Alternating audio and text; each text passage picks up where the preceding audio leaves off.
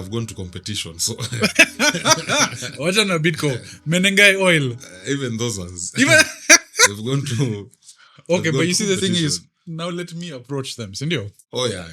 Rangi yako na rangi yangu tofauti. We have to play off our Because strengths. I know how to approach them, but you won't get there if you're coming in without the Shah flavor, the Patel flavor. You know, me, I'm Muhoro from the mountain, so Tunaingia chana bateta. yeah. For you, maybe they'll listen. Okay, fine. He's our son. Let's listen to him. Let's do this. Let's Maybe do he that. has some good things to say. So, Yeah. we'll talk about that in a bit, but I would like to officially welcome you Mm-hmm. to Coffee Pump Podcast. Asante. How are you, kaka? Nice to meet you. Nimekumiss bana. Nice to see you. Nice to see you, bana. What's meaning? Umenona? Hey, acha kuwait. So, by the way, now that he says that, Kim, I'll give you a picture you put over here of me and Gathii in the first year of us meeting. Yeah. So, for the listeners, I'll This give you... days was 1 GB. For the listeners that are tuning in, oh, by the way, there was a gentleman that commented on the Kibe podcast. He said, I love the podcast, but I don't like it when you guys eat. Yeah. So because he said that, I ordered 3 more packets of jugu. Hatuone tukikula. They were supposed to be nyama choma, but Some Red Bull. and some Red Bull. Plenty of energy. We're looking for coffee sponsors. Okay, by the way, if you guys want to sponsor the Coffee Pump podcast, this is out to all the coffee shops. Yeah. Please reach out. We'll put your podcast. We'll drink coffee officially. Now, ask is hakuna kao machine hapo. But anyway, what I was saying is how I met initially when I joined the IT industry. My boss was like, there are a couple of guys I need you guys to meet. And one of them happened to be Gathii. He's like, if you want to learn about networks, the ICT industry as a whole, meet this guy and he'll give you all the information. So me, Gathii, and a jama called Barry Macharia, Apudo, Yeah. tulikuwa pamoja every week. We used to meet for breakfast. Do you remember Java? At Gigiri. At Gigiri, Yeah. there was the one on Mutiti Road, Orbit Plaza. Yeah. Tulikuwa tunakula croissants. Well, that's how I put on weight. It's you guys who the croissant, egg and cheese sandwich, by the way, from Java. I think that's one of the best inventions that's ever made. Are you sure it's not commissions from It's also commissions, man. But I'll put those pictures up. So you put the picture up of us posing together. There's even another one, me, you, and Barry. Tulikuwa pamoja, I think in Gigiri, yeah? Java Gigiri, yeah. But I appreciate it because, you know, you guys were... I approached you and I was like, guys, I really need your help. I need contacts because I'm working in sales. And you would give me referrals and you're like, okay, go meet this guy to Kutana next week. Yeah. And then you would guide me. And you didn't have to do that. All you guys were asking for was breakfast. So I really appreciate No, that. we never asked for breakfast.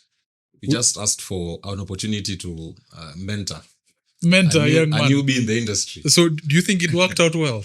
Your mentoring? I think when you share the photos of before and now, we might not be able to judge or guess the outcome of the process. Have you seen my before pictures? Hey, you're in for a surprise. Yeah. You're in for a very big surprise. Yeah. But you know, the nature of the industry is that you have to mentor each other. Yeah, I Because agree. knowledge needs to be a resource that can be shared from one individual to another, Yes. one individual to the community. And at that time, the mentors that we had were really emphasizing on making sure that this industry is not cannibalized by the few individuals that thought that they were, but rather we cannibalize or we make sure this industry is liberalized Yes. by sharing knowledge across Bana. the newbies. And today the industry is open. But it's still Plenty of- small, right? But no. It's very huge right now because we have plenty of new guys who have come in. So what I mean by that is in Kenya, if you need access to a company, Yeah, it's one phone contact away sure. of 1 or 2, right? Yeah. Which is a very unique market to be in. Yeah. In the sense that if someone new launches up, I call Muhoro, do you know this guy? Muhoro will be like, okay, I don't know this guy, but my boy knows him. Let me get the contact for you. And it sort of works within that sphere. Yeah. But so as a guy you've mentored, how do you feel I have grown over forget the physical size. Let's talk about the knowledge. We'll clap for Sajid. from sales executive to sales director. 8 years running strong. Let's give him another 8 years, probably becomes Icolo CEO. Africa. That's the way to go. Mimi nimechoka bana. I need to go and explore my artistic side now. Is it? Yes. But I wanted to bring you on, Gathii, because, by the way, this is coming after the Kibe podcast, so hatuna pressure. Kibe blew this channel up. We went from 2,300 subscribers to 6,000 subscribers. Is it? In like 1 week. Sasa pressure. Yako target yako ni 6,500. Mine 200 subscribers.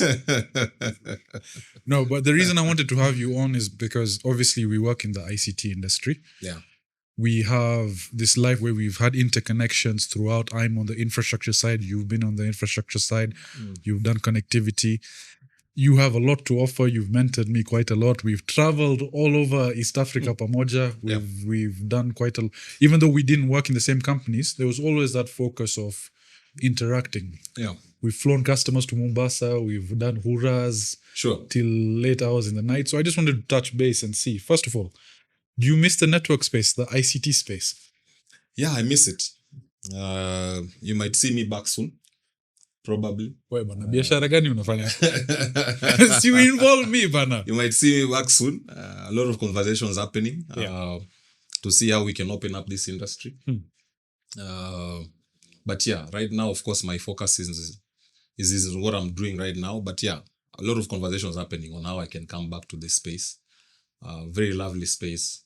Very competitive right now. 2010 to date. That's how many years?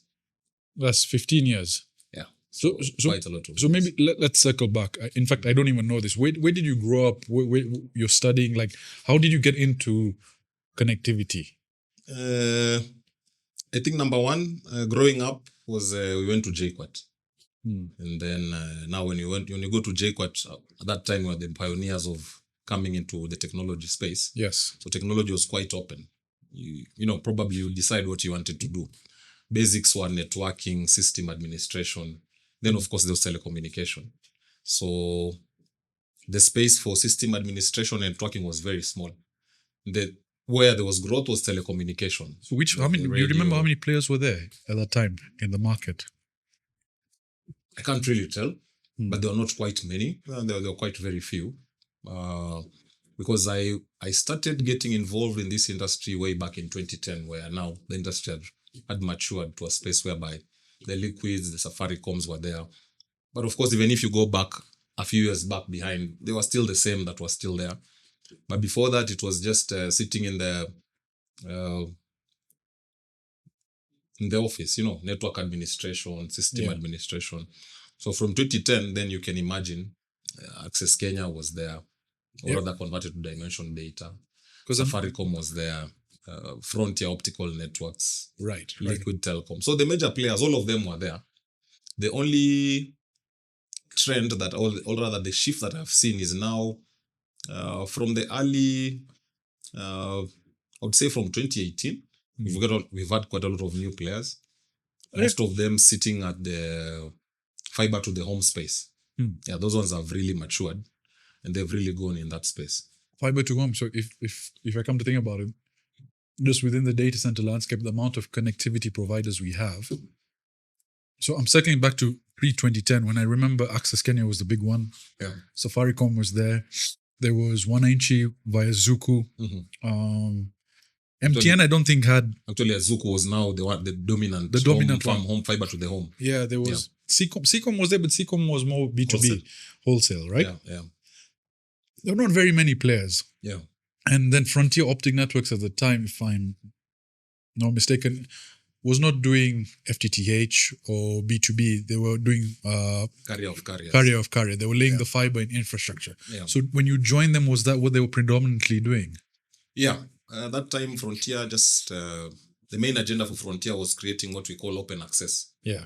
And that's why even you saw Barry and I were very much open to even mentoring other players or other new upcoming professionals into the industry. Yeah. So the main agenda was to create an open access network whereby all service providers would come and ride on. so Your that infrastructure. they do not need to invest in their own infrastructure. That was the main agenda of the company. But of course, now due to competition laying their own fiber, then strategy kept on changing. Right. But the major strategy was open access. Let all the carriers sit there and provide service, and we're supposed to remain in the background without competing with them. Where you just lay the infrastructure, everyone rides on top. Yeah.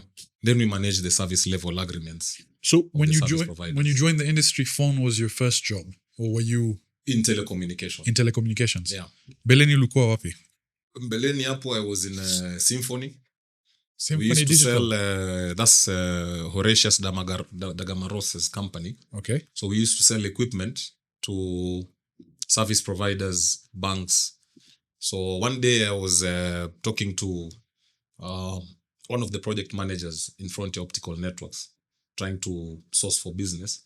And they said, okay, man, here we have some positions for technical people.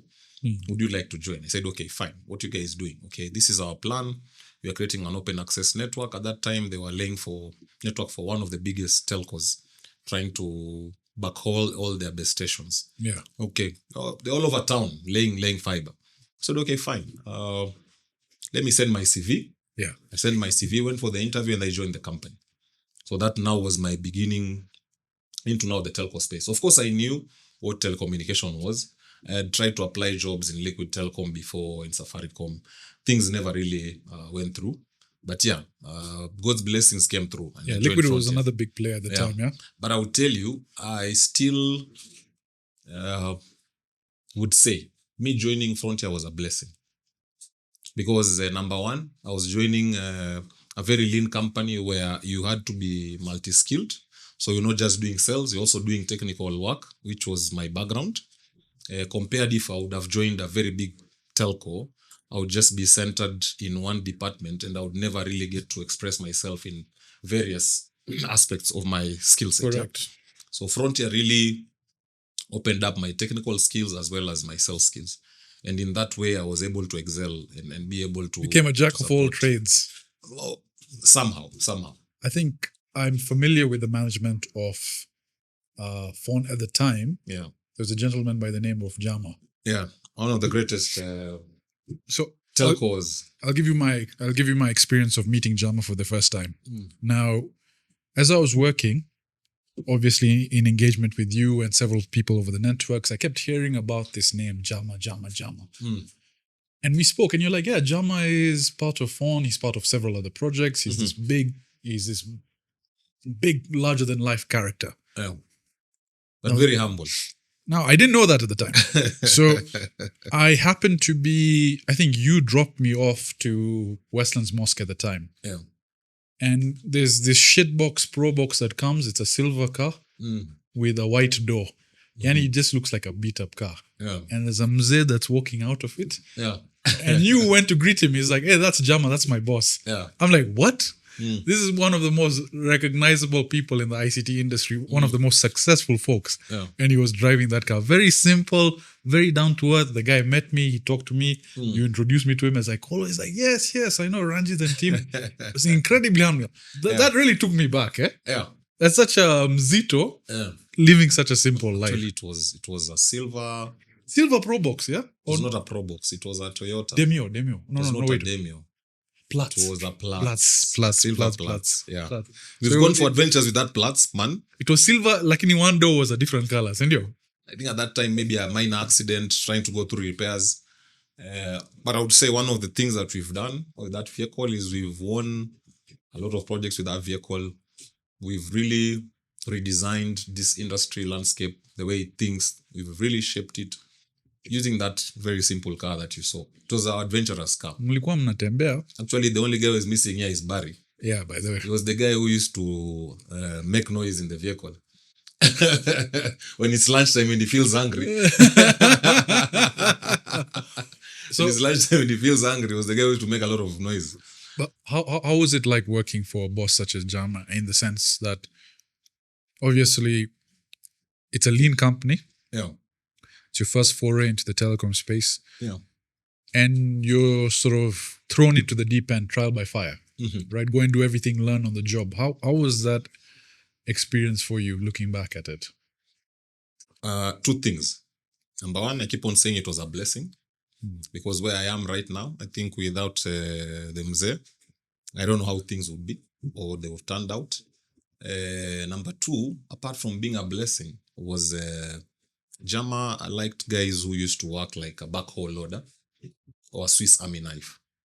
If you thought you're just a spoon, then we would let you remain a spoon. Yeah. But now if you're a guy who can be a panga, a jembe, a spoon at the same time, a fork, you're not just supposed to be a human being who just thinks that you have one skill. You're supposed to be multi-skilled.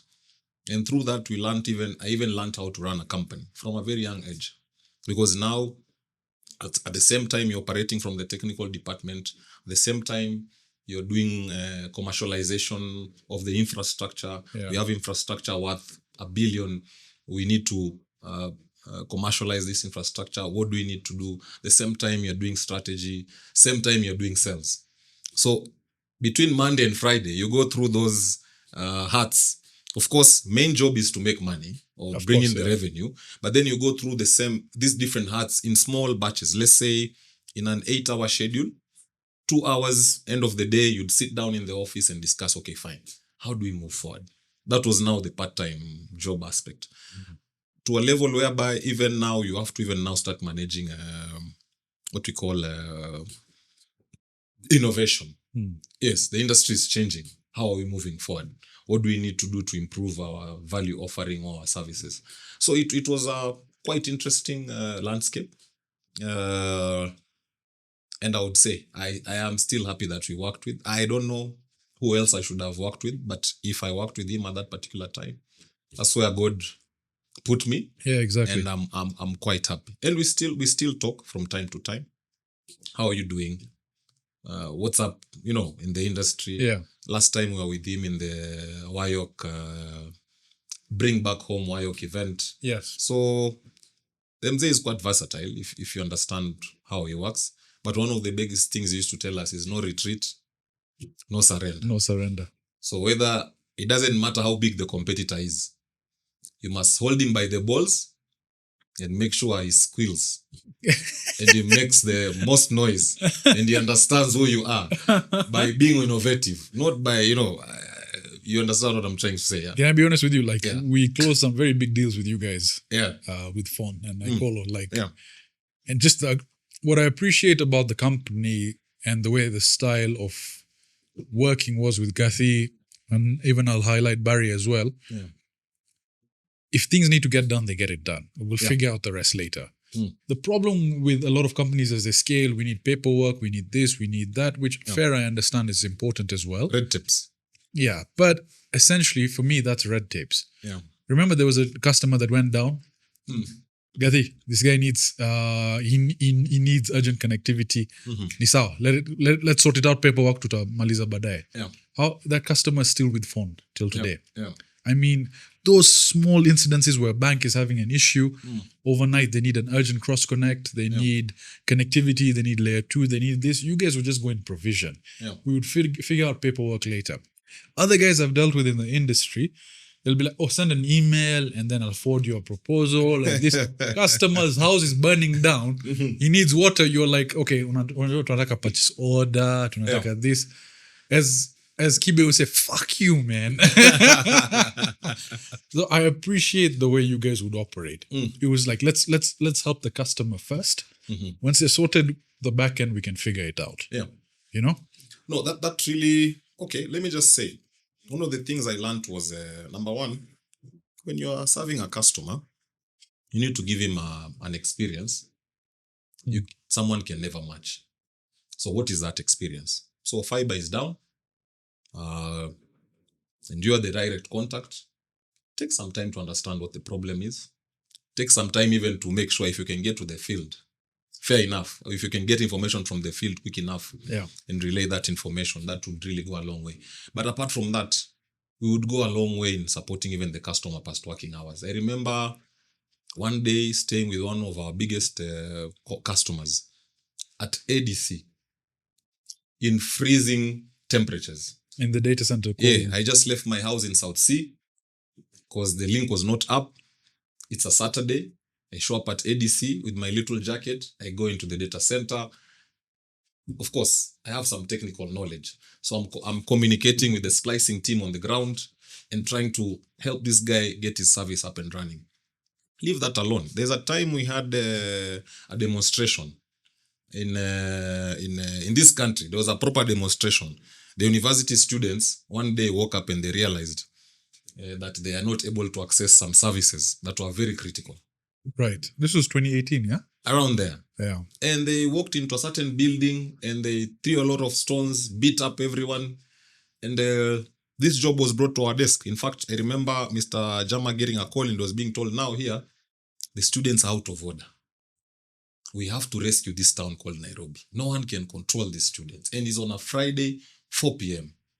These students have given a warning and they say, on Monday, we are coming back here and we are going to create more havoc than what we brought here. So, Mr. Jama, we need you to help us. Quickly, I got a phone call. Come here. We need you to resolve this. So you can imagine getting a wayleaf on a Friday, getting a fiber splicing team on a Friday evening, digging and making sure you splice all the links on a Saturday. On a Sunday, you're testing the links. On Sunday evening, we go live. On Monday, all the students are happy. Everyone is drinking tea and porridge, and no one is making noise in this town. And that is how we've been rescuing this city called Nairobi. It has never been an easy job. By the way, people don't normally work. The reason is amazing because Friday after 4, no one works. No one works. Yeah, everything is network freeze. But here, you are being called by the county. You are being called by everyone. All the phone calls are coming to Mr. Jama's office. They are saying, okay, man, you are the only guy who can resolve this problem. The rest, we don't think they can resolve. So give us some solution here. He says, okay, fine. I have my rescue team. This is the A team. These are Powerpuff Boys with the chemical X. Then we are released into the field. And we always did our job. And that kept us in this market for the longest time.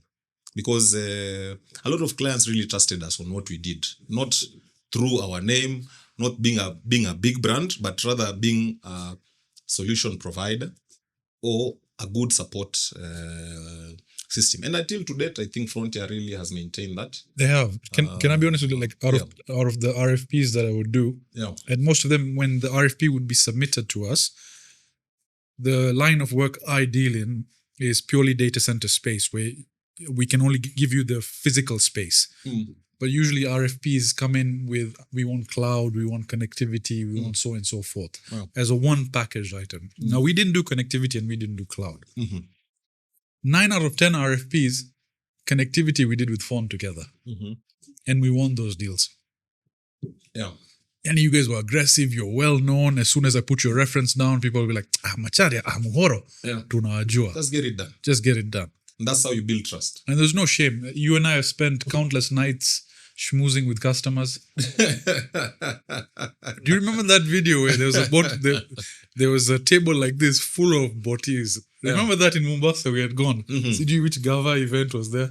There was only Chuti roaming around with you. We were trying to get all these mzees from Mombasa to buy into the idea. And they just spent that night with us. In fact, I'll take a note of that to send you. I'll try and find that video. But it's just bottles everywhere. And I think that's the appeal of being, in other words, you're a sales guy, right? Yeah. What would you say? Would you ever do anything else aside from sales? I know now you're doing, but at that time, do you think having that skills of sales is very important? Yeah, it's very important. In life, you're always selling ideas. Number one, being the son of someone, you have to keep on selling yourself as a good kid. Yes.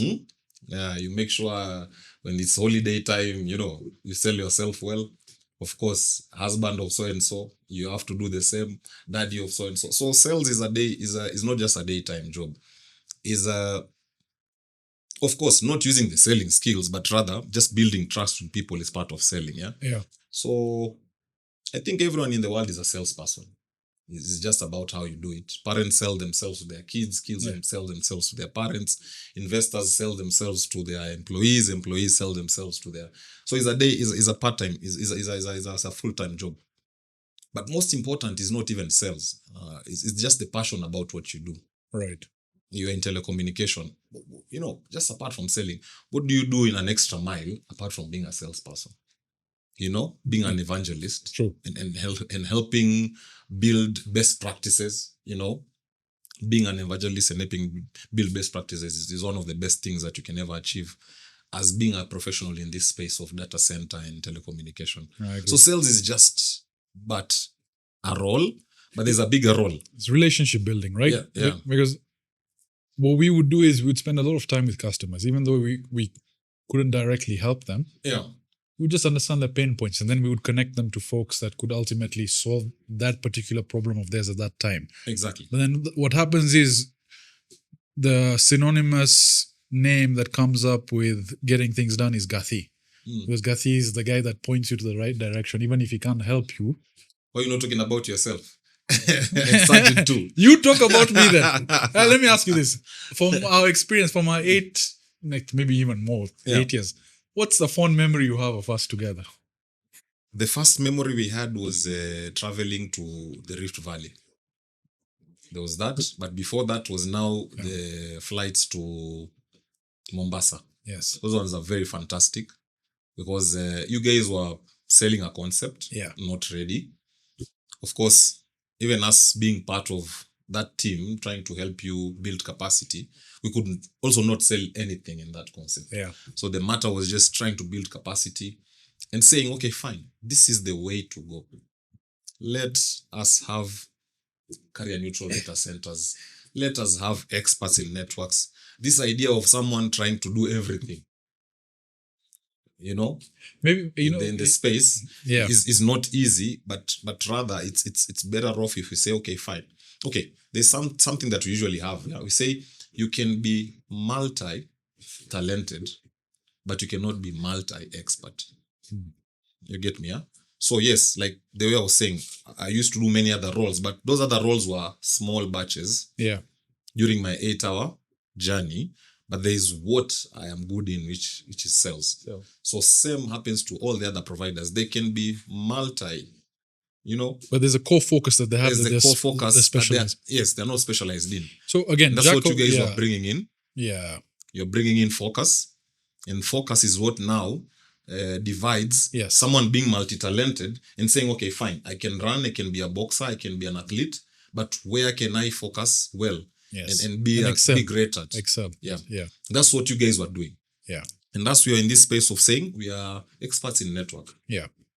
I remember, so maybe more on that for the audience that's not privy to what we've done. Kim, do you know what we do or should we explain? Jaman nataka ulala. Mr. Producer, you're sleeping. Have a monster. I'm not sleeping. So, I think if Sajid and I sleep here, this country would complain. Yeah, because things would not be moving. So I'll give you a story now. When I initially started working for this company, we were building data center spaces, and the difference we were doing is what we were doing differently from other competitors. Normally, data centers would be the Baskin Robbins. You come if you want any type of flavor in terms of services, they have it. Yeah. You want connectivity, you want cloud, you want security, they provide it to you. But as Gathii would say, it's like, are you a professional boxer, are you a professional runner? You can only specialize in one thing and do it really well. Yeah. So when we came to the market, what we said was we are going to focus purely on the space and power, on the physical infrastructure. For connectivity, we rely on connectivity providers. For cloud, we rely on cloud providers. So when you come to us, again, it's a different type of ice cream shop where we're the physical infrastructure and we have all the providers now specializing in those services. Yeah. So each person is his master of that specific role. Exactly. Now, we decided to build in Mombasa, and I don't want to get into the if you guys are interested in me getting to the strategy of why we built in Mombasa and data centers, we can do a separate podcast on that with Gathii on the connectivity front. But this was around 2017, 2018. We were building in Mombasa. Everyone is like, why Mombasa? Nairobi is where it's at. And we were trying to tell people the internet starts in Mombasa, disaster recovery. And we wanted to entice people with the sites we were building. It was a hard sell. It was a hard sell. It was a struggle, banal. Yani, everywhere you go, people are like, we don't believe in the concept. Latency is too high. Years and years and years and years of rejection, bana. I remember you guys just told me, hang on. Do you remember how much I used to complain? So what we did was we decided, rather than doing presentations, let us take everyone to Mombasa. And I remember you helping us curate the list. We had like maybe 50, 60 guys. Yeah, top executives. Top executives, C-levels from all the big Yeah. banks. In fact, if you're not in that list, Hey. just know you're not a top executive. And you can imagine everyone would meet at JKIA, Uko Terminal 1D, domestic departures. Exactly. We'd load up on that plane, 60, 70 guys. You land, 2-3 buses pick everyone up. We'd go to the data center. We'd do a tour. In fact, you have a picture of us together, yeah? Yes. In fact, I'll post that over here. I keep on sharing it with you. Yes, picture of us at MBA 1. So we were sitting together. We do the data center tour. People would be like, this is very different from the presentations. Yeah, it was. And then after that, what would happen is we'd eat lunch at the DC. Dinner. No, we'd eat lunch. Then we'd go to the hotel. Everyone was in the same hotel. English Point at that time. Yeah. Then we'd have... I got lost. I couldn't find my room. Okay. Can I please tell that story? No. Please, I want to tell that story. No, don't tell about it. So then we'd have dinner together. All rooms looked similar. So. We'd have dinner together. Then we'd go clubbing all night with the customers. Yeah. Then 5-6 in the morning, I'm getting a call from someone by the name of Muhoro.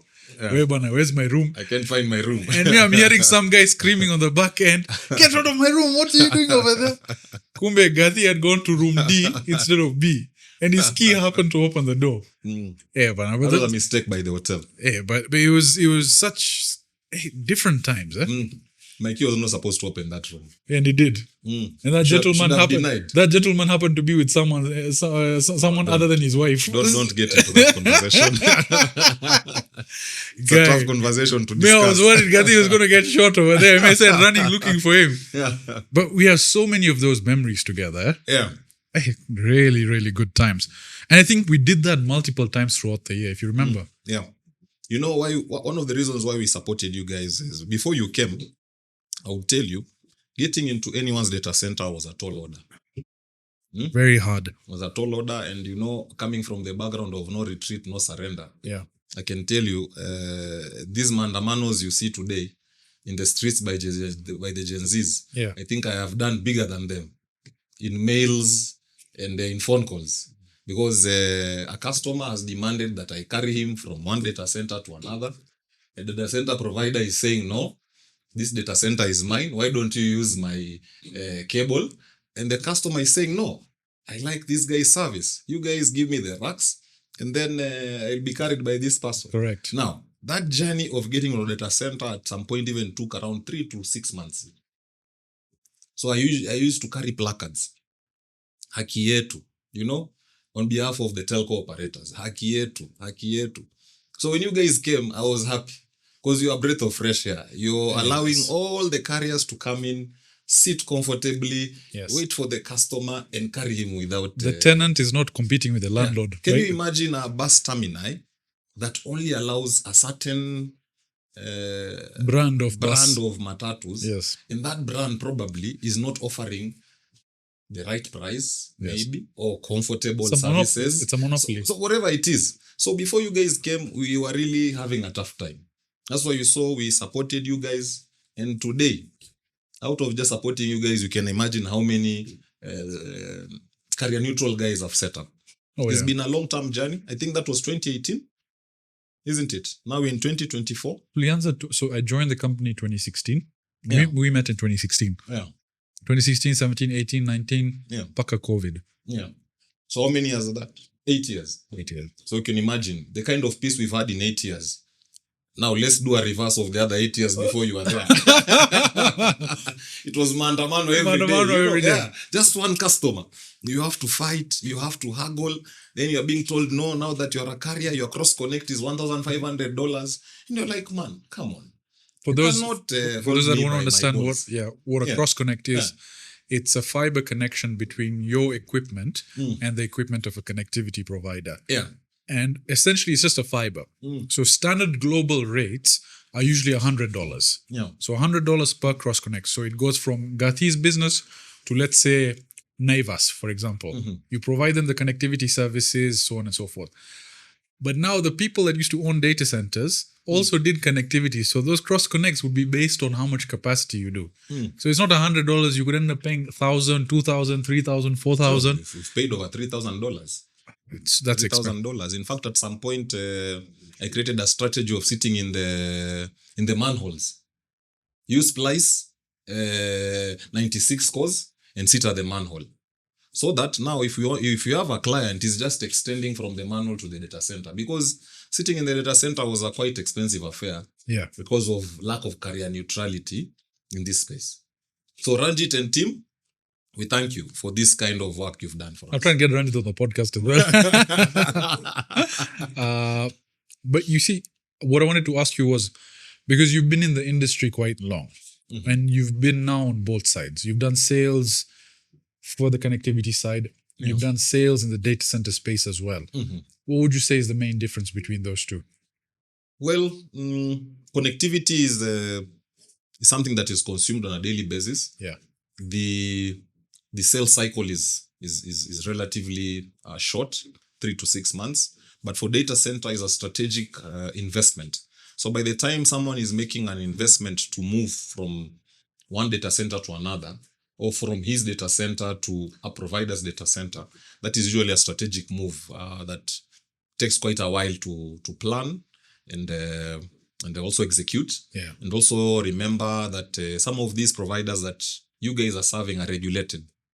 So even by the time they're about to move, they have to announce some of these activities to the regulator so that they're able to move. Yeah. Not the ISPs, but rather the financial institutions. Yeah, Correct. They're regulated. So for the data center space, you have to be very patient. And now it's gotten very competitive in that maybe when it was you and the other company, which I don't want to mention, the probability was 50% of winning a deal, yeah? But right now, if the data centers are 4 and there's one RFP, the probability now, the chances of winning has reduced, yeah? Like, I'll quote that customer. You know, the biggest customer we have from a Kenyan perspective, the financial institution. Yeah. How long did that take us? You guys introduced me to them in 2016? 6 years. 2016, 2017, 2018, 2019, 2020, RFP ilitoka. Yeah.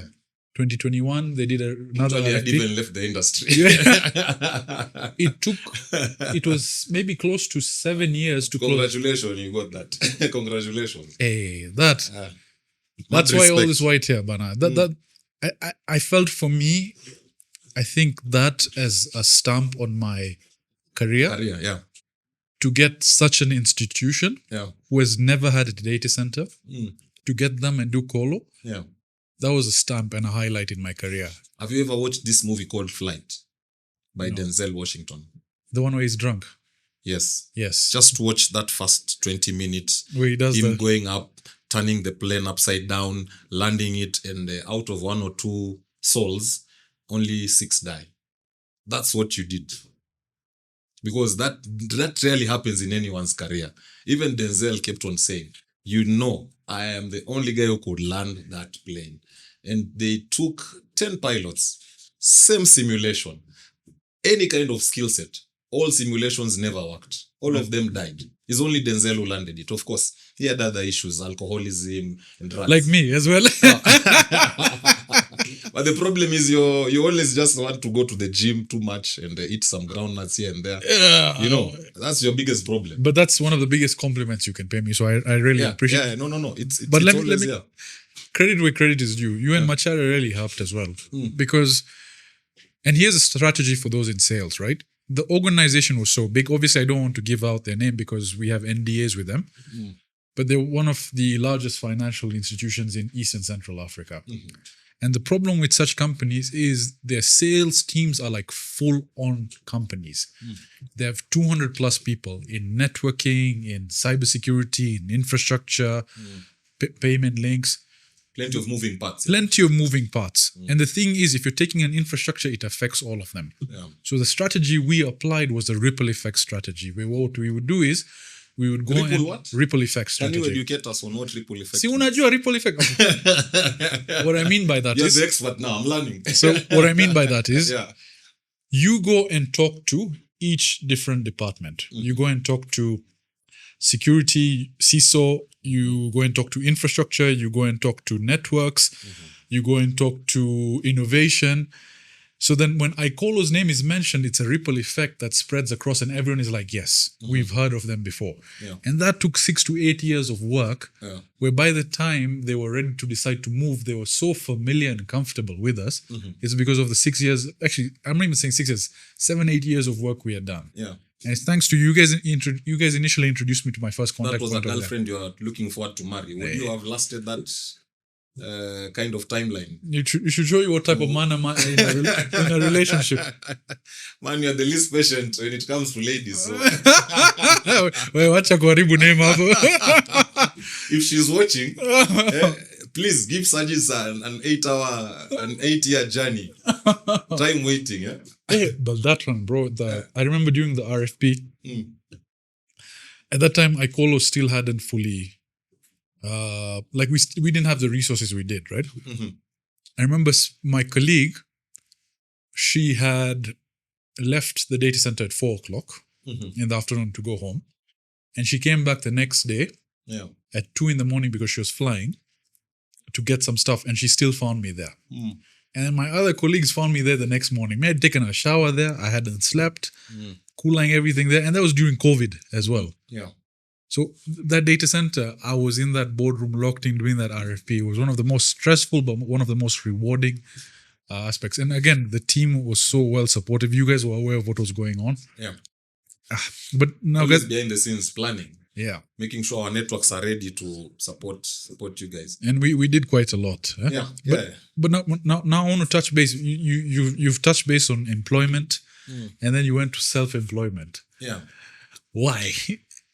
No, not self-employment. No, not self-employment. You're not self-employed? No. You're an owner? I think that is a peanuts kind of title you're giving me. Oh, sorry. Not self-employed. My mistake. Founder. President. Founder. President. Yeah, exactly. Yeah, we're not self-employed, we're president. This is where if I was Moy, I would come in with the No, you see. So what was the decision to pivot from, again, and this is your words, when you're employed, there's security. You at least know where your next month paycheck is coming from. Yeah. Out here is quite tough, trying to find money, trying to source. You're doing everything again back on your own. The pressure's on your back. Exactly. You're the HR manager, you're the marketing manager, you're the sales guy, you're the CEO, you're the spanner boy. Why did you decide to make that move? Well, what I would say in my career, I've always bootstrapped. All the organizations I've worked with, we are always bootstrapping. As an organization. We are not yet fully a multi-billion company, but we are also not a startup, but we're in the middle. Yes. So plenty of skills I gained, starting from where I was after university, where at 22 years old, we were running a very small outfit of the bigger symphony company. It was just bootstrapping. Whatever little resources you have, you build your multi-skill kind of activity. Went into Frontier again. Frontier was also, not saying really bootstrapping as it is, but you cannot count it as some of the biggest telcos who have budgets to have a department called bidding, for example. We have organizations that have just a bidding department. We never had that. Yeah. So you are the salesperson, you are the technical guy, you put in your technical proposal, at the same time you put in your commercial proposal, you go and make sure you do everything end to end. And then on 2018, some doors knocked, and I was involved in being the number one employee of that company. So setting up structures from administrative and finance to recruitment to what we call licensing and all that, setting up from scratch. Employee number one. And I survived for 12 months alone. Doing finance. I remember that. In fact, when you told me, I was like, are you crazy? Yeah. Ikolo was just picking up steam. We need support, and you decided to leave. No, I had to do something for myself. They're called solo projects. Once in a lifetime, you give yourself a very nice, challenging project that drives you as an individual to understand, okay, am I yet there or am I still not yet there? So I went through that. That was around 5 years. I stayed with those guys for 5 years. It's been 5 years. Yeah. So you can imagine setting up structures, getting all the necessary team together on the ground, selling. In fact, in the first year, we made some good sales. Getting guys like Coca-Cola on board, which is a very big multinational, and many other people came on board. And then after 5 years, then I asked myself, what do I do? Of course, then Pikes came knocking, which I served for a year. But still, I was being nagged. There was always I've been doing this for other people. Why can't I do it for myself? Exactly. So you're putting in all the sweat equity. You're pumping in all the effort, but at the end of the day, if you let go, it's a handshake and that's it. Of course, that happens to everyone. There's nothing to yourself, right? Exactly. So you wanted something that's on your own. No, but not just apart from myself. Man, I'm a skillful guy. Why can't I just test my skillfulness out here in the world? How can my skills take me far? Again, we're also trying to be innovative, trying to introduce solutions into the market because we've seen gaps here and there. Number 3, of course, we're trying to create employment for the youth. We've seen all the mandamanos right now going on. We have a very huge team of very young people in the company. So there's quite a lot that goes in there. But one of the things that really kept on pushing me was, you've done it. You've done it. The only thing that has been the motivating factor is a thing called a paycheck.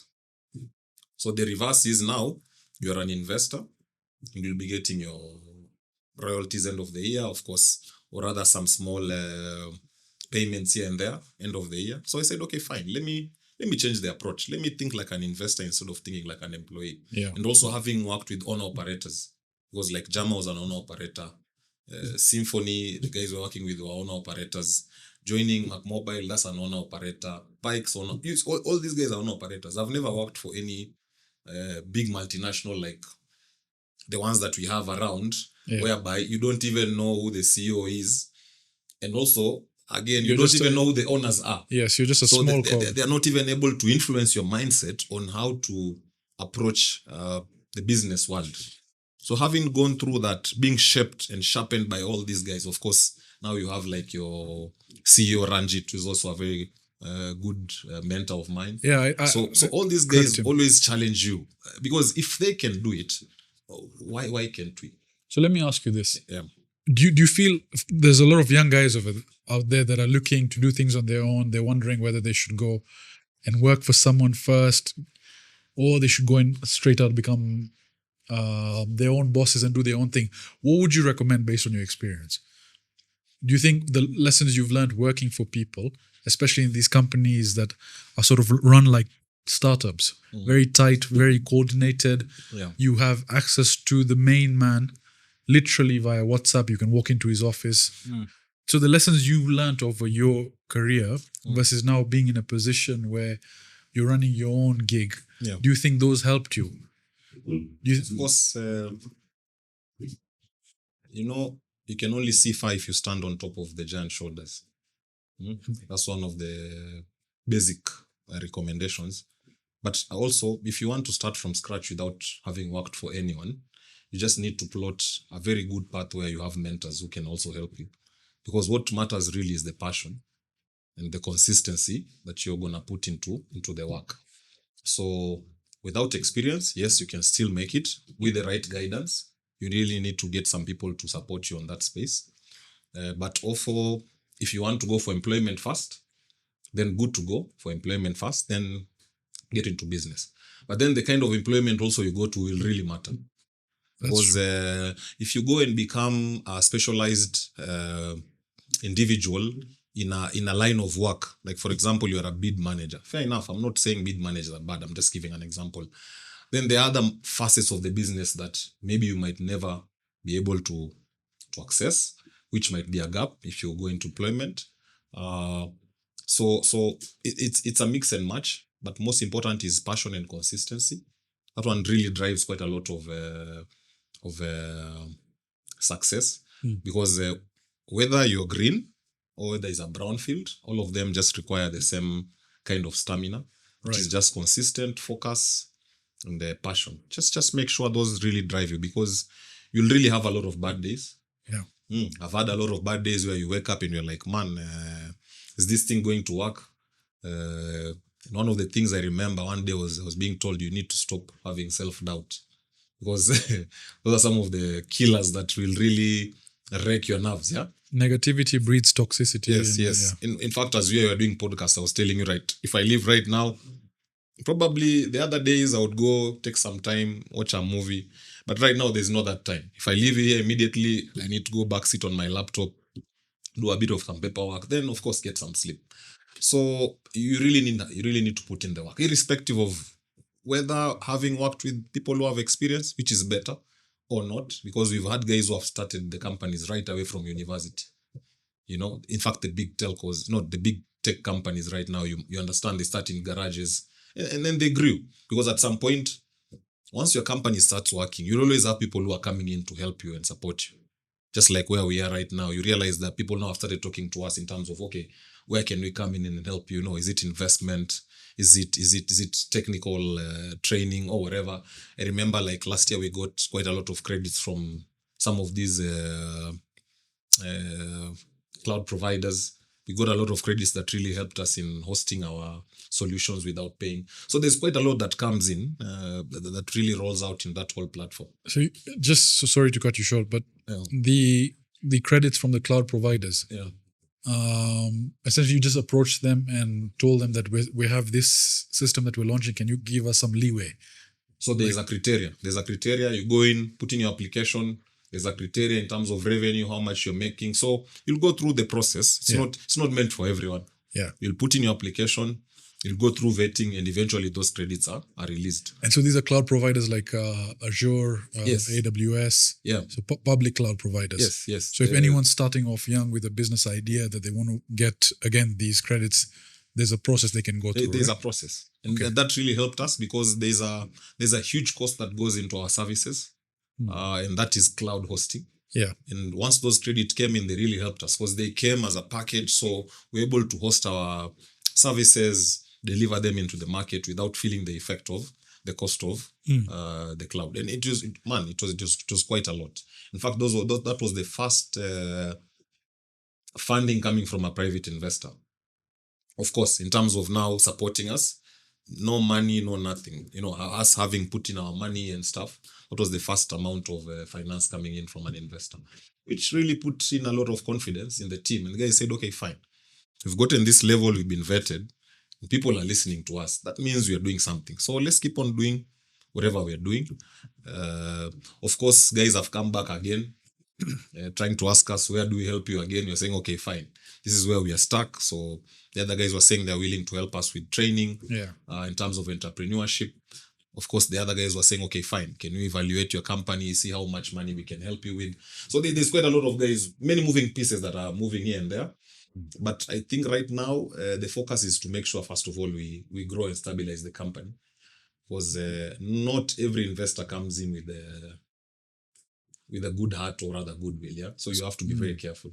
So maybe on that, is it easy to raise capital? Let's say you've got a project, you've got some ICT-based project. Yeah. Where do you look for funding? Do you go to your networks? Do you go to private equity firms? Do you go to venture capitalists? I think first is yourself. You need to put your own skin in the game. Put your own skin in the game. Build in some revenue.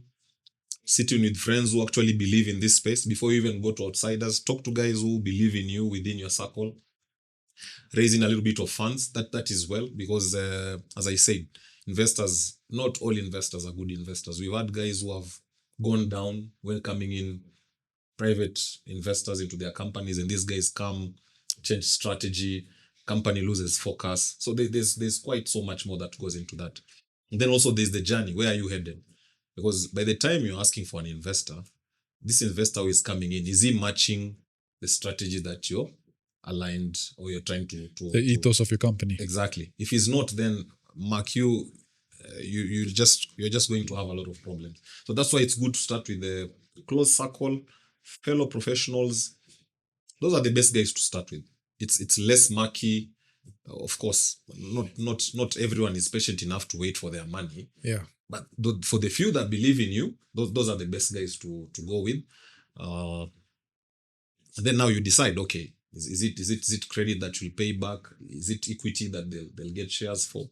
So there's quite a lot that goes into. So getting capital is not easy. Yeah.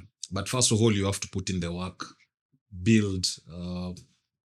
Like for example, by the time you're even getting those credits, imagine you had put in a lot of resources in building the application itself. You know, my co-founders and the rest of the team, we had put in quite a lot of resources into the application, and you can imagine you're not making any revenue. So just that sacrifice, by the time even someone else is sitting with you, you're telling him, I've spent X and I'm willing to bring you on board, but this is the journey. Then if they buy into the idea, why not? Can you talk about maybe, I know if you don't get too much into detail, but maybe surface level, what you guys do currently in the ICT space? So I went back to the mobile application space. Okay. And what we do right now is very unique in the space whereby we help manufacturers, distributors, and many other companies that have field executives or rather technicians or any kind of field job be able to monitor those activities out there in the field. Because there's a very huge gap in terms of managers getting reports on the work that is being done. It's either WhatsApp or a lot of phone calls. But now through our application, guys will get data. That data helps them make decisions and, or reason on what to do next or what steps to take. So that application is really going to revolutionize this space. I wouldn't really like to open up a lot of information, but you're getting into very new markets. Right. Because guys have really been focusing into manufacturers and distributors, which we have gone into. But there is another whole huge market that we're looking at to tap into. And apart from that is now the fact that that market has been opened by just one customer who showed us the need. And he told us, okay, fine, you guys have not looked at this. This is the need. I want a solution here. We built it for him. We delivered. That was in Tanzania. Yeah. Then now when we are sitting with customers in that kind of sector, we are actually telling them we've done it and it's working. And it's been very receptive. Guys are really listening to us. So we are hoping. We just get 20-30% of the market. We are okay. Of course, the rest will come as we move. No need to get everything. So unataka investment. CoffeePump sponsorship. I can't discuss that. My investors are watching me. Wait, bana. See, tell them there's a new potential investor yet and Rukibe on the podcast. Nikulize, how is it like dealing with Tanzanians versus Kenyans? Regulation perspective, customers, how are they? The space you are in is not regulated because it's just being innovative. Just like the same way M-Pesa started, it was no regulations. Now CBK has had to go, and maybe probably at some point, maybe a regulator might come in. But right now, maybe the only individual or rather organization that might be affecting us is data protection. That's the only one, which TZ also has. Yes. So we just made sure we followed that law and we were okay. Okay. The rest was busy, was all about innovation. I have this problem. I've seen you guys have done this, which is 40%, but I need you to add this 60. If you solve this problem, please note, there is a big community that is facing the same problem. I am just here to seek this solution because I have realized you guys actually have a sense of direction, but you don't know the problem in So this it was space. a completely new sort of venture you went into, just guided by a customer's pain points. Yes, completely new. And man, it has quite a lot of massive potential. So that could be, we'll make some noise when the right time comes. And then you'll come for another episode where you talk about the pain points. For sure. Now, Nikulize, would you ever go back into the connectivity industry? Would you ever go and start your own ISP in Kenya? What do you think of the industry now? So right now, as I say, focus. Focus is very important. So I wouldn't really want to comment on where I will be in the next 2 or 3 years. Yeah. What I want to say is I really want to just focus on this baby, make sure it's running. We've, in the last 1 year, we've operated in Kenya and Tanzania. This quarter, we are going to Uganda, probably Zambia or Zimbabwe. Let's make sure we push on the expansion plan so that then I can say, okay, fine. Multi-opportunities, but you need to focus. Yeah. If you're too 3 opportunities at the same time, you're remember, I'm still a daddy in the house. I'm still mentoring young fellows. So I need to focus. I need to give myself space. Maybe in the next 3 years, let's see. But you've been keeping tabs on the connectivity industry, right? Yeah. Do you think it's too competitive now? Very competitive. Very, very. But if I would go in, I would really focus on fiber to the home. If I was to get in back there, put in some good investment, See, fiber to focus home on is fiber to the home. there are too many providers. Bro. Everyone's doing fiber to home. Even guys like VGGNet have now come. They've penetrated the market. ShokiNet, My Manga connectivity. But how many clients do they have? They're scaling. They're doing thousands and thousands of customers. But out of what? Out of the potential, what? What's the market percentage? Have they? So let's take Safaricom. Let's take all the service providers against the potential market. How much have they? I would say that if you look at Nairobi, let's say, what would you say is the penetration rate of internet in the households? I have not really. That's what I'm trying to above ask. 60 to 70%. I'm not sure. Not sure about that. I would assume it's that much because even let's say you go to the slum areas. Oh yeah. You still have people like Poor Internet, people like My Manga Connectivity providing you with hotspots. Yeah. So wherever you go in Nairobi, typically you do have access to connectivity or hotspots. Yeah. Whether it's CBD, whether it's Loresho, whether it's Kibra, you have those providers over there. All of them now are pretty much buying from similar back-end sources, wholesalers, right? The price pretty much becomes low and low and low on the back end. And then it becomes very competitive over here. So I think what ISP should ultimately do is now innovate. Connectivity is your base layer. Yeah. On top, you introduce IPTV, you introduce cybersecurity, you introduce AI tools for businesses. Yeah. I think that maybe then it will scale, right? Yeah, but now I think people like Fawn are in a very unique position because having infrastructure fiber on the ground, I feel is still not many people doing it as much, especially between Nairobi and Mombasa. There are very few providers. But you talked about Nairobi. Why not the rest of the country? This country is very huge. Wende Meru basi? Yeah. Wewe uniambie. Those are the guys that need connectivity. Let's go to Nyandarua. Let's go to there's so much potential in this country. It's just that everyone is focused in Nairobi. Fair enough. That's where everyone has a potential to purchase.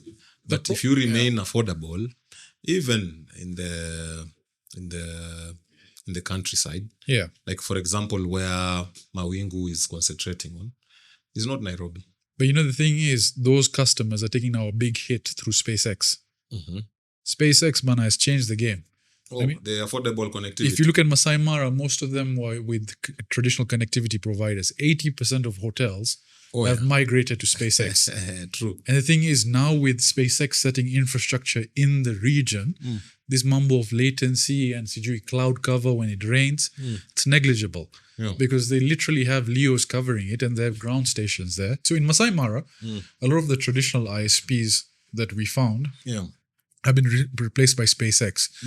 And what's happened is, because they have now infrastructure in country, they're doing their peering locally.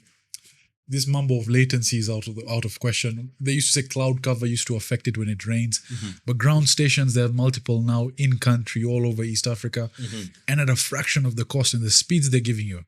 And one of the things was by a SpaceX engineer who I'm trying to get on the podcast. He's basically in touch with Elon and team.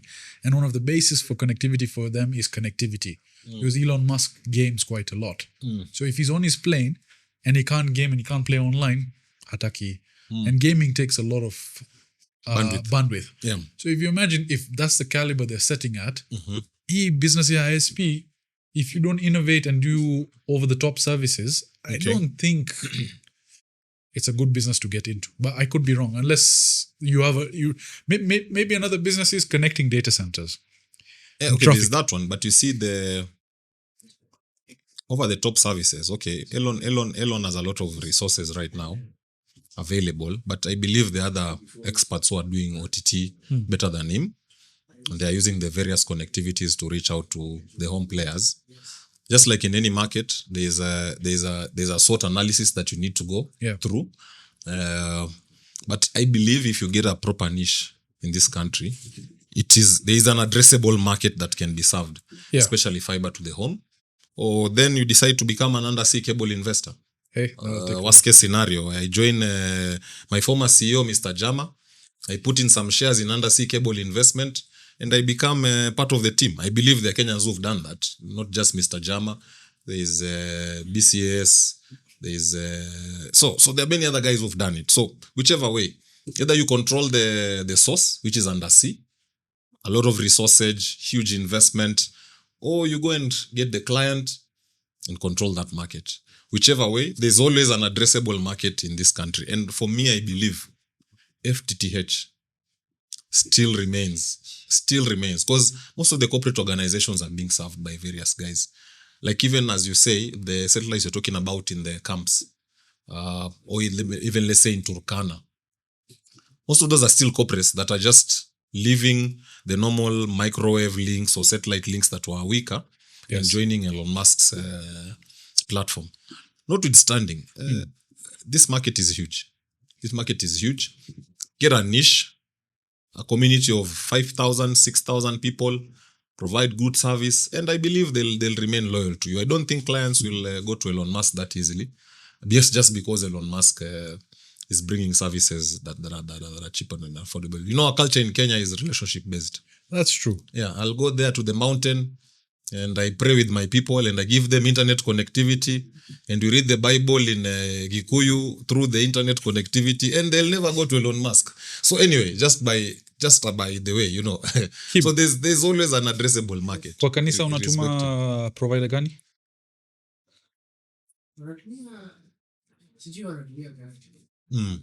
So tukifungua ISP, but it's there.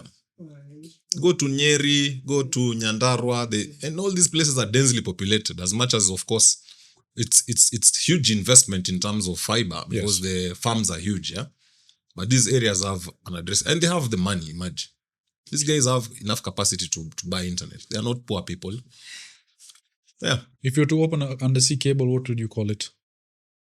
Oh my goodness, that's a very tough question. Maybe I call it after my two sons. Jamal. Yeah.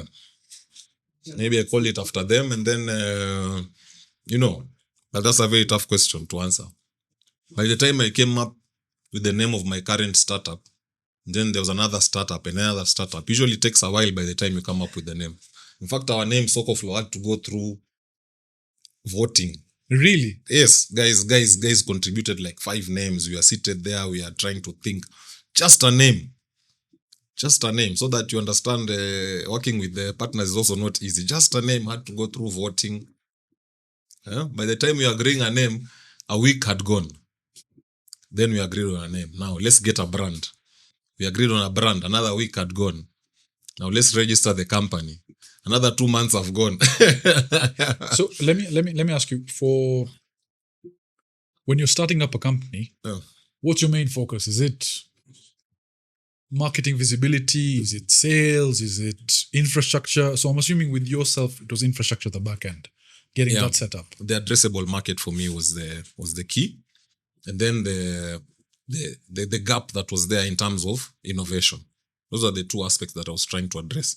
So there was the addressable market, very huge market. And then the gap itself. Very few people have these tools. And if they are there, most of them are multinational. They're not local. Very rigid. You go and talk to these guys, you want customization. It's an arm and a leg in terms of cost. So I'm talking to the local enterprise in terms of their language, cost-wise, solution-wise. So we are building one of the biggest route-to-market operating systems by Kenyans for Africa. This will be an operating system, not just a basic mobile application that you're talking about. So that now the businesses in Africa, because most of the businesses in Africa just operate the same way. Manufacturers always serve dukas, they serve kiosks, and they always have salespeople. And you realize that in manufacturing or distribution, there are 2 business flavors. There is the general trade, which is now the dukas, the kiosks, which is 80%. That one has taken over 50 years to change. And then there's the modern trade, which is supermarket. Supermarket just arrived in our country the other day. even when I was young, man, we never used to have these supermarkets. Nakumatt was still in Nakuru. Tuskys was just a small duka.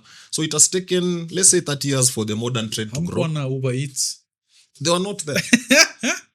Then now you go to e-commerce, which is also a small percentage. So if you look at the modern trade, it's around 20%. E-commerce, I don't think, especially Amazon type scale stuff, I think we're still behind. We don't have the infrastructure for that. So that's there, especially for manufacturers and distributors. But for dry foods, you get me? Foods that are known, you're buying Blue Band. Blue Band will always remain 1 kg.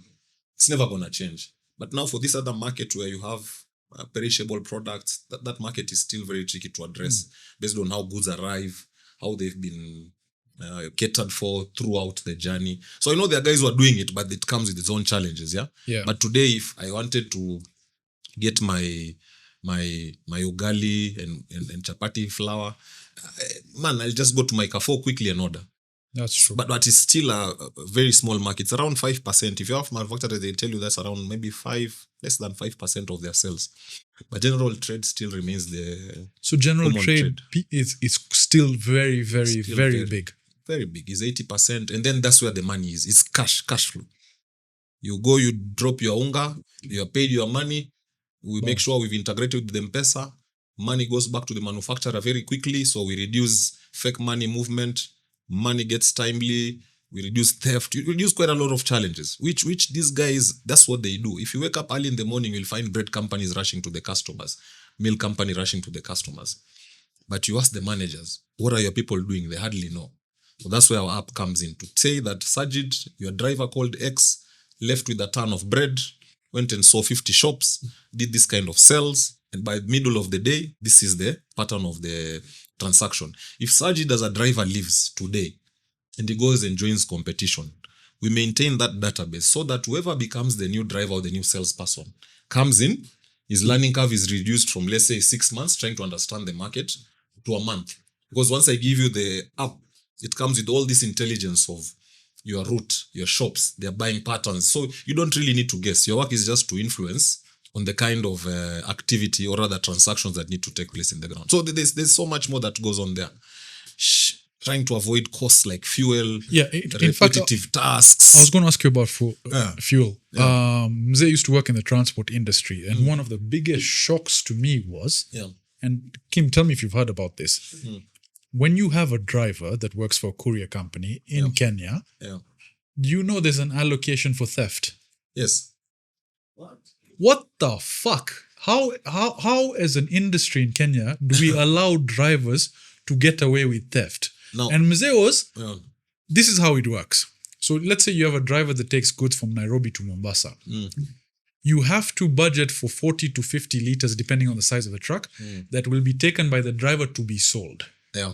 Do you know that's in Kenya? That happens right now. And if you have 50 drivers? If you have 50 drivers, you multiply that by 50. Yeah. It's an allocated portion that you give to the driver to sell. Because if you don't, the driver will take your mzigo, sell it, burn your truck, this and that, atakimbia. Yeah. As a culture, how do we allow those things? But if you had drivers like this, wouldn't you want to chopper them? No, it happens, but you see now... But daylight robbery and allowing this kind of guys it is to siphon fuel, and large transporters have it in their budget that this amount of fuel will be stolen from us, ni sawa. Yeah. What the... Gathii, now what is with our app, if you had planned for 30, we reduce that to 5%. Because still there's something that we'll do. Why are we allowing drivers to steal? We're not allowing them. We're just saying. So your app should have a button. There's so much more that happens out there in the field that you need to take control of. So here we're trying to give the owners of the companies control. In that if you had planned for 30%, let's say, of fuel privilege, now with our app, we reduce that to 5. Let me give you an example of I won't mention the name, but this is a very industrious mzee. He has worked in the industry of distribution for over 20 to 30%. His biggest challenge was... 20 to 30 years. Yeah, 20 to 30 years, sorry. His biggest challenge was logistics. Guys live with stocks. They go to a route called Machakos. They come back. They have no fuel. They ask for fuel on the way. He does not know what's happening there. Of course, they're making money. They're bringing money. Please note, they're not making losses. They're bringing in money, but they're eating into his profit. So now, fine. We say, okay, let's introduce this app. Let's monitor this van called XYZ going to Machakos.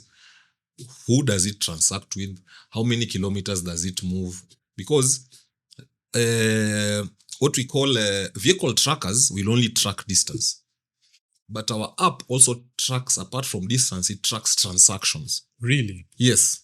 So we are matching distance versus transaction. In that, if I'm having a route called Machakos, which is 120 kilometers, chances are my products might have finished at kilometer 60. You get me? Products in the van might have finished at kilometer 60. But because you don't know, and you're busy tracking the vehicle only, the vehicle can even do 120, but you're not tracking your stocks. So we match the transaction of a shop versus the distance traveled. In that, all stocks are held virtually on the phone and in the van. So for every sale that you conduct, You offload from the you app. offload from the app and you offload from the van. So you actually seeing stocks being offloaded, and then we geofence in that you cannot offload these stocks if you're not within that shop. So if this shop is Sajid and Muhoro wholesalers and you're supposed to drop stocks worth 500,000, you have to be within a radius of 50 meters for you to drop those stocks there from the application. Really? Yes. So you do geotagging as We well? do geotagging. Otherwise, what will happen is this. You'll drop the stocks and then you don't do it on the app. And then you move. As we will record all that activity. So not only are you doing the distance, so people don't get to do the distance of one, because what would happen is guys would do their shops, they finish at kilometer 60. Now, these are the extra kilometers which you don't have sight of. They would go and load kunis and load whatever. Yeah. That's where now your fuel even gets lost. You're thinking of people selling fuel. Think of people misusing your vehicle. Spare part loss, mafuta loss, time loss, all that. So these guys will be literally operating another side business within your business. So there's quite a lot of pilferage going on apart from fuel. So that's where I come in now. It's like him launching his own podcast in the same room. Yeah. So there's quite a lot. Wait, man, sunipatia shares. So now, like, don't get biashara. Like we'll turn the camera off. Like this. What investment do you need? This Mzee was talking about, he had that problem and it really messed him up, because apart from these guys taking longer distances or longer time, they would come back in the evening at 10 when Mzee is tired. Now they need to do reconciliations at 10. So you can imagine the amount of confusion these people are creating, yeah? Accidentally, on purpose. Now the app was introduced. So one thing we realized, they used to go and drop the stocks. They used to do the selling, and then they used to go and sit in one location, a hotel. We actually knew where, because the map would tell us. And then that's where they would record the transaction. Then Mzee asked us, how do we say? Do you say, okay, let's do geofencing? Then now we geofenced. So in the app, if you get to a shop called Sajid and you're not within radius, you try and perform any transaction, the app denies you. Yeah. So now Mzee came to realize these guys by kilometer 60, they've actually finished their work. And these guys, if you look at the odometer reading, they've done 120, 130, 140, 200. What are they doing? So number one, he said, me, I don't want batteries in my... Batteries were workers who are not are not productive. He was calling them batteries. He said, okay, no, fine. Now, if your target was 1 million, now it's 2 million. If you want to do the whole long haul of 120 kilometers, now I'm loading stocks worth 2 million so that I get value for my money. Or alternatively, once you do your 60 kilometers, bring my truck back on time, let's reconcile and you go back home. Did the drivers quit? Some of them quit, of course. In fact, a huge percentage, 60% quit. They left because now that was their source of income within the company. So just this Mzee, I'm assuming he's quite old. Yeah. So you basically saved him. Mm-hmm. But you see, what I mean is, Yani, as a culture that we allow these kind of things to happen, the amount of transporters I know who still do manual reconciliation on books, and they're being robbed from their right, left, right, and center. And now, if you try and do any innovation, any change, any this, they'll burn your trucks. Yeah. Now imagine now with the M-Pesa integration. Do you know how many guys have lost money? Because most of these guys will live here and they're going to a route called Nakuru, for example, from Nairobi. Or even let's say up to Naivasha. On the way, these guys collect a lot of money. And by the time they are putting this money into the tills from one town to another, they'll say nilipigwa ngeta, pesa ikaenda. And he comes with an OB and he tells you hata niko na OB ya polisi. But us now we've done M-Pesa integration. No collecting cash. Please, you do an STK, you've done 200,000, my money comes to me. And I can see where you actually did this transaction. If you don't do that, you come back, I want you out of my company. That's actually a pretty interesting app. Bro. Yeah. So there's quite a lot happening. That's why I say there's an addressable market, which is very huge. And I know there's competition, but as we are moving in a lot of innovation, we are now trying to look for how we can integrate with AI. We've integrated with payment platforms. We are not just choosing one. We're choosing many. Yeah. We're having partners who want to come up and see how can we now extend credit to these individuals, because now you're carrying data that is transactional. How do we then now convert that transactional data to a credit scoring engine, for example? So there's, as I told you, there's quite a lot of moving parts, but good thing is just focus. Make sure the solution works. Yeah. Make sure your customers are happy before you start bringing add-ons, because everyone has their own interest. Like when financiers are coming in, them they want to make money through their loans. But if my solution is not supporting my customer, how do I work with the financier before my customer is happy? So focus right now. Make sure the manufacturers are happy, distributors are happy, and then now the financiers can come in, the mobile payment guys can come in, the AI guys are also talking, how can we integrate with you? So everyone is coming. Inshallah. Everyone is coming. So we are moving. And, when am I coming? Any day, any time. Me, Kim, and Vish want to invest. Sasa kaka. That's actually pretty innovative. Yeah. When you come back, we'll talk more once you do a proper launch. Inshallah, watch this marker finishes. Inshallah. Then we can see what to do next year now. Sasa, as we maybe we go AI and maybe we do IoT, something like that. CR12 bana. Tuweke jina. So you should discuss when you're getting married. You know, you've been a single guy for a long time. Have I been single? And there's a day we were looking at your podcast and there's some ladies who are asking, wait, man, you're saying this is your friend. Where can we find him? Where can we get him? I would like to have his baby. Havana, don't set me up here. I'll get in trouble. Because now Mzee Vayani is in the house. He's supposed to be holding babies while you're doing podcasts here. But now you're not keeping him busy. Huh? So now we want something. We want to be your best man in your wedding. I don't know. Tell us when. When. Give us a timeline. Maybe this year. We arrange for you, or you're going to do it yourself? We'll see. whoever aligns more with my... Wait, me, I'm interviewing you. Stop asking me questions.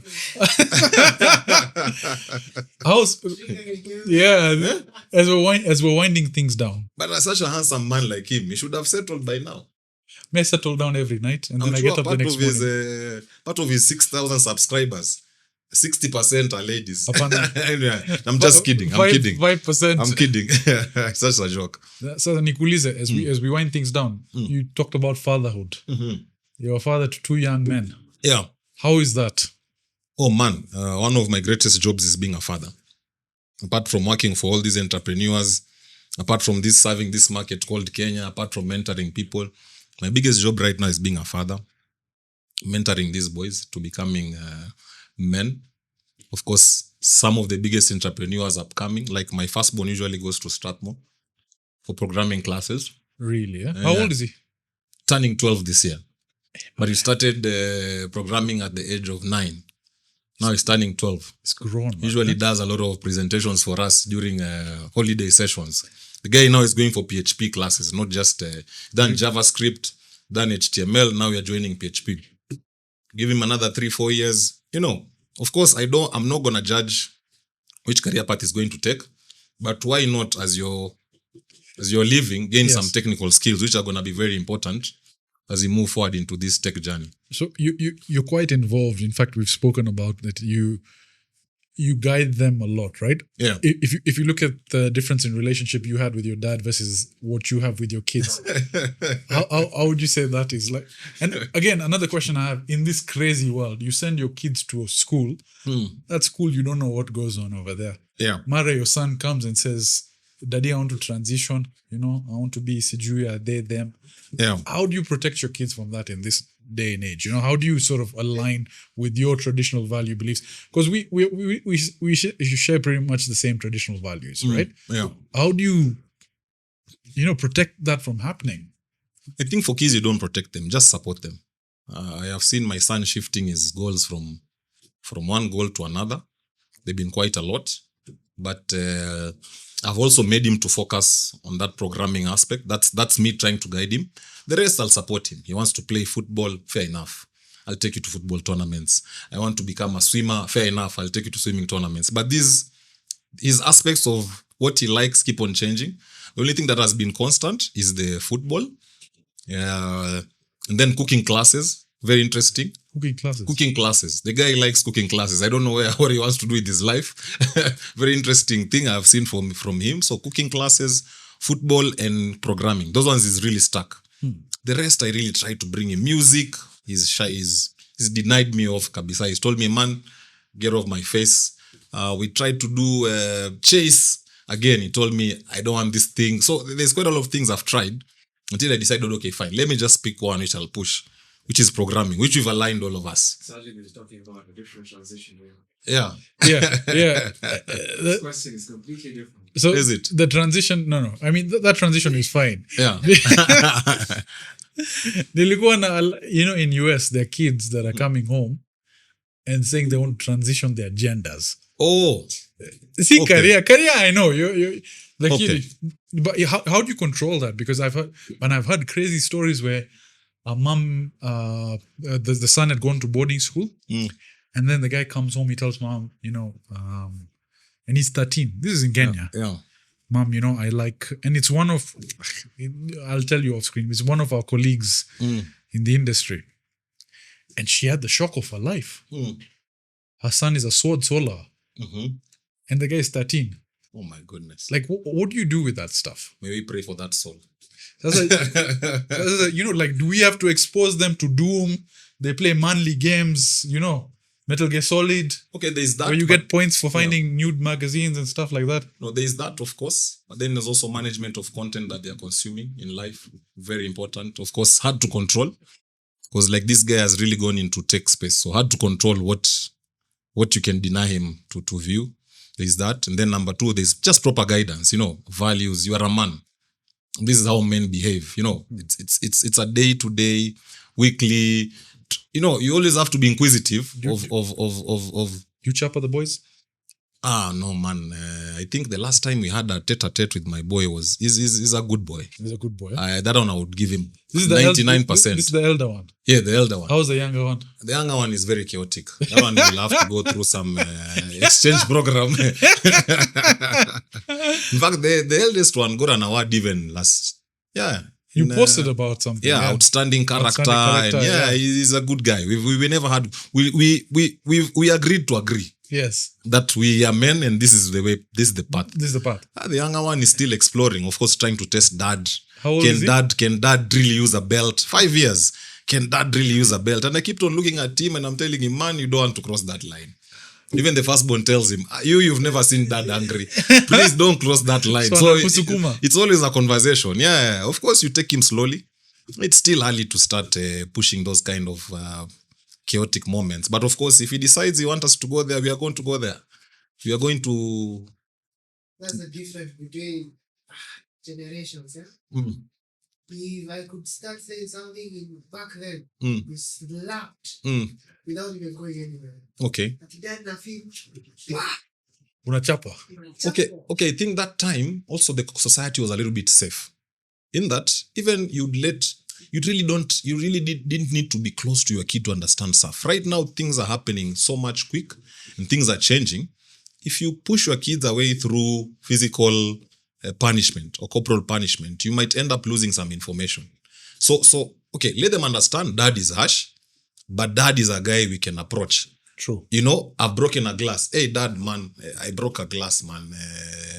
Please forgive me. We need to have that kind of relationship. But as much as you're telling me you broke the glass, it doesn't mean I'm going to forgive you or I'm going to let you go. I might decide to do the other ways. I might forgive you or not, but just create that rapport where someone can approach you and tell you, I'm sorry, I did something wrong. And now it is now for you now to see how do you motivate him to keep on remaining responsible, to come and say, I did something wrong. Of course, it's not 100% that he's going to be sorry for everything. The other things he'll do and he'll never tell you. Of course, the other things he'll come and, this one, if I don't say, Dad will find out. So what do I do? Let me just present this mistake early enough. Take it. Yeah. So from there, then you decide, do I motivate you by a nice belt engagement, or do I let you go and sleep? Do I give you a timeout? There are many other ways of motivating these guys. But the best one is just encourage them to be able to approach you. Because if they don't approach you, Then it goes. man, you've lost these guys. Yeah, you've really lost them. Gathii, anything else you want to talk about? Oh, guys, thank you for inviting me for the podcast. Thank you very much. No, Yeah. no. Oh. It's my pleasure, bro. I appreciate you taking the time to come. Oh, yeah. It's Thank you. It's been Thank you. good. We haven't caught Yeah. up in long. Yeah. Sasa, usually we have to do chana bateta, nyama choma. That one we do on Friday. Haya, That sawa. one we do on Friday. I don't know. Will the podcast guys be coming with the cameras when you are doing the chana bateta? Or will they? But Gathii, Yeah. thanks for taking the time to come, my brother. I really appreciate it. Karibu. We'll do this again. Yeah, karibu.